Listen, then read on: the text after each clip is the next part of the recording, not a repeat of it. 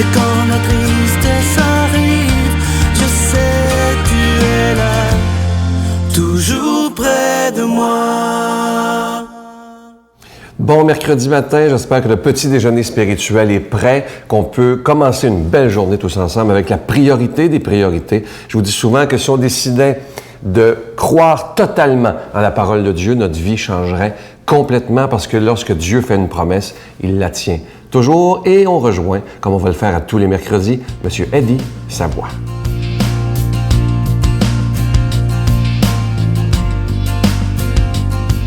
Bonjour, M. Savoie. Bonjour, monsieur. Content de vous revoir. Bien, moi, pareillement. Aujourd'hui, une question que je vous ai jamais posée. Je sais que vous êtes un croyant, mais quelle est la place de Dieu dans votre vie? Quelle place vous lui donnez?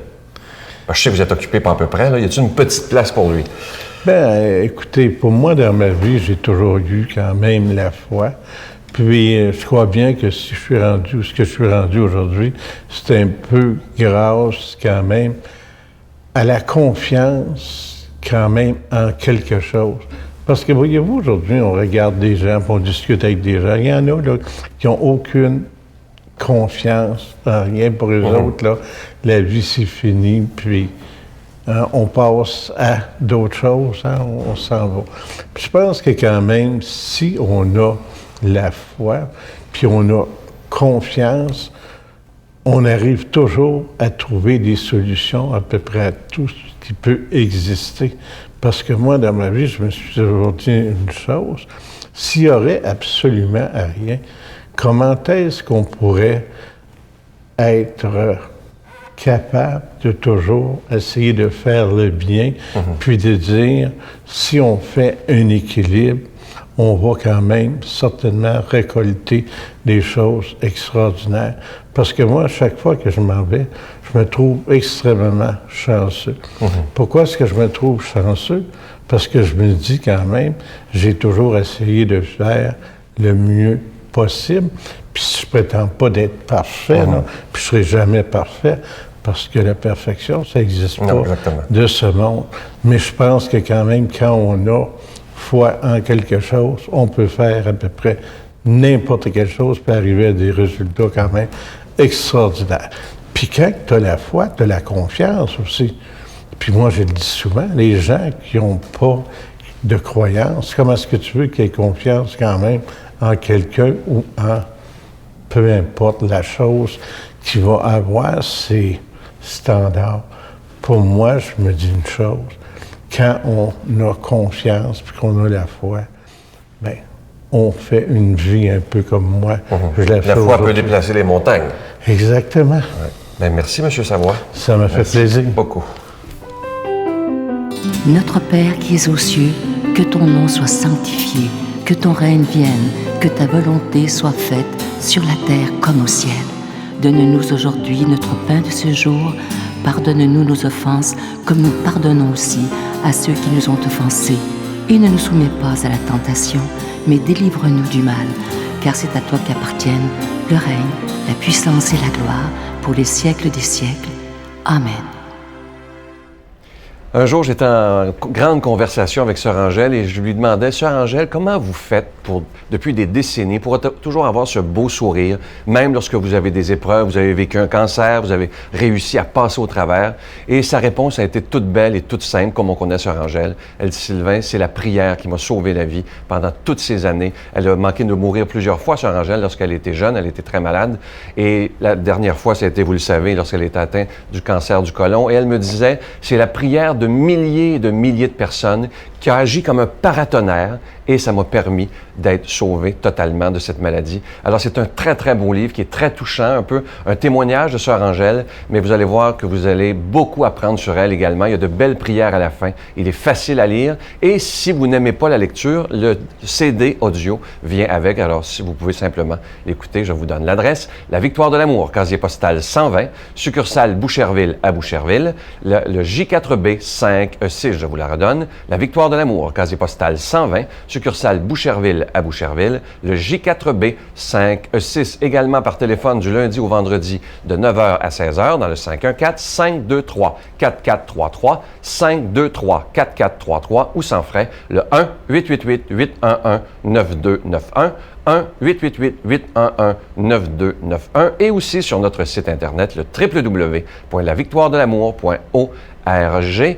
Et évidemment, vous pouvez aussi aller le voir sur notre page Facebook. Vous êtes toujours les bienvenus. Je vous lis à tous les jours. Imaginez, plus de 20 000 personnes maintenant nous suivent sur Facebook.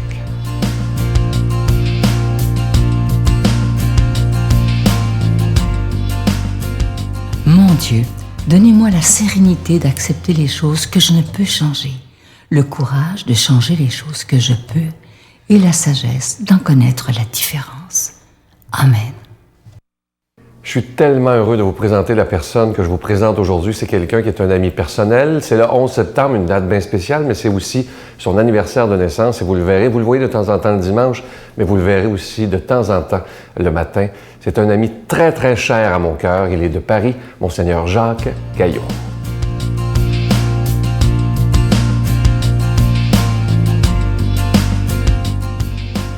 Jésus s'était arrêté dans la plaine et la foule l'entourait.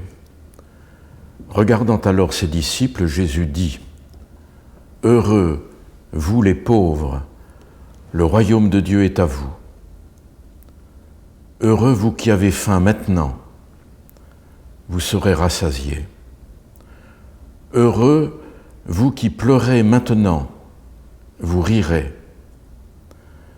Heureux êtes-vous quand les hommes vous haïssent et vous repoussent, quand ils insultent et rejettent votre nom comme méprisable à cause du Fils de l'homme. Ce jour-là, soyez heureux et sautez de joie, car votre récompense est grande dans le ciel. C'est ainsi que leur Père traitait les prophètes. Mais malheureux, vous les riches, vous avez votre consolation.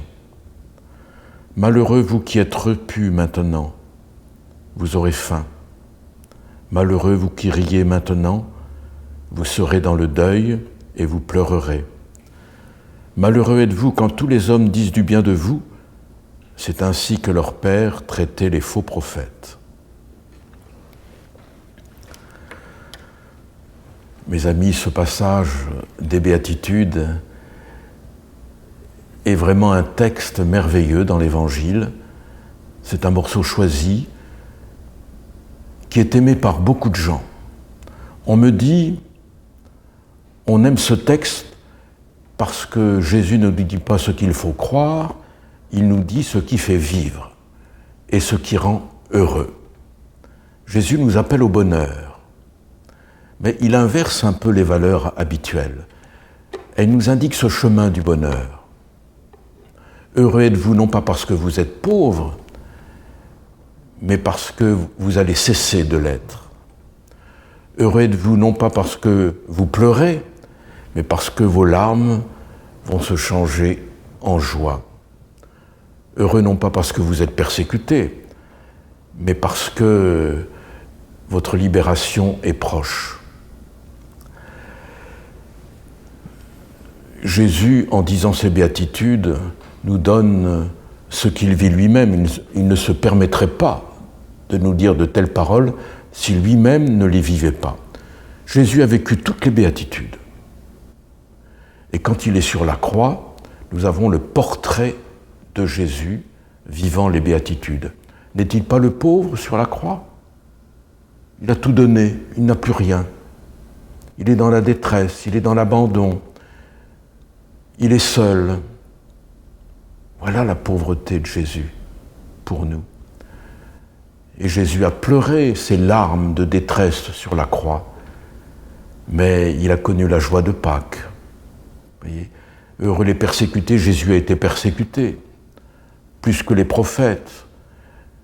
Le juste a été condamné, et il a été condamné au supplice le plus terrible, le plus humiliant qui soit, sur une croix, crucifié. Voilà, Jésus nous donne son portrait des béatitudes. Et puis, dans la vie quotidienne, il y a des gens qui vivent telle ou telle béatitude.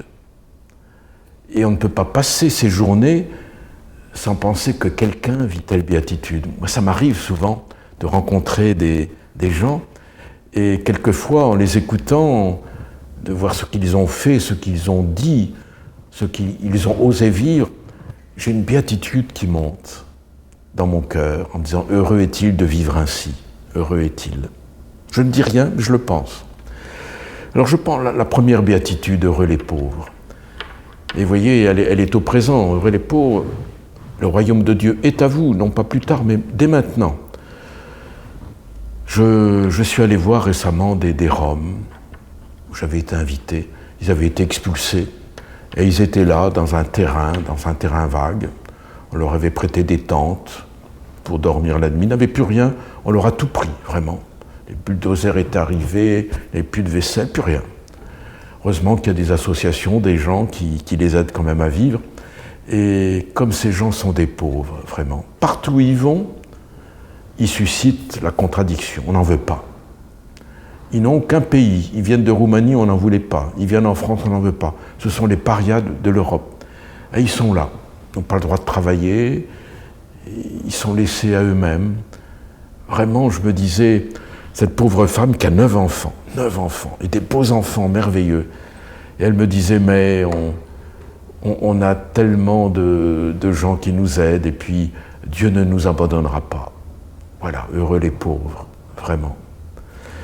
Et puis je suis allé en prison voir quelqu'un, et alors lui, je le vois depuis des années, et il est marié, il a 40 ans, il a un fils de 20 ans, et sa femme, la dernière fois, lui a dit, écoute, c'est la dernière fois que je viens à la prison parce que faut que je refasse ma vie, je ne peux pas rester comme ça fait 7 ans que tu es en prison, c'est pas une vie pour moi. Et pour lui, c'est une grande pauvreté affective de perdre sa femme. Mais il comprend, il dit, elle a raison, il faut qu'elle fasse son chemin. Mais pour lui, c'est dur, vous voyez, c'est dur. Heureux les pauvres. Eh bien, écoutez, je vous souhaite de vivre ainsi, et de tout mon cœur, je vous bénis, au nom du Père et du Fils et du Saint-Esprit. Je vous salue Marie, pleine de grâce. Le Seigneur est avec vous. Vous êtes bénie entre toutes les femmes, et Jésus, le fruit de vos entrailles, est béni. Sainte Marie, Mère de Dieu, priez pour nous pauvres pécheurs, maintenant et à l'heure de notre mort. Amen.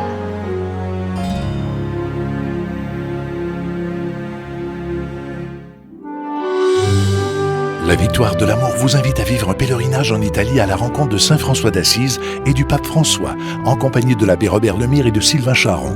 Nous visiterons Assise, Florence, Cassia, Orvieto et Rome. Nous assisterons aussi à une audience générale en compagnie du pape François au Vatican, du 25 mai au 5 juin 2014. Informations et réservations, voyage intermission au 514-288-6077.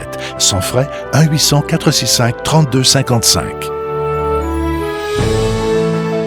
J'ai le privilège d'aller à Rome et à Assise, vivre une expérience incroyable avec Saint François et le pape François aussi. Donc venez avec nous, vous allez voir, vous allez découvrir des choses extraordinaires. Venez!